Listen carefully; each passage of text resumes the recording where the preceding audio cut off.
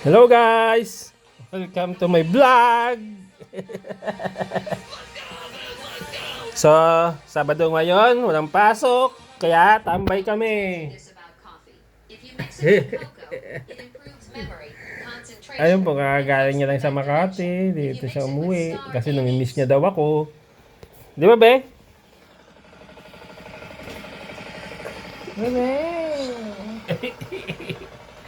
Ganyan po kami sa bahay. Lagi nakahiga itong asawa ko. Ismail ka naman! Diba? Saya ng Ismail niya. Ano pang totoo? Ayun po, may bala kaming umalis pero feeling ko walang hindi matutuloy. Paano dito na magising? Ayun po, lagi ako may kasalanan. Magbabay ka na sa vlog ko. Bye-bye. Ano ba? Ang sigla-sigla niya! May bagong tiyatay palang village sa tabi namin. Ano yun? Romaville. So, mayroon kami bagong kapitbahay na village. So, medyo umuunlad na ang Tibagan, Barangay Tibagan.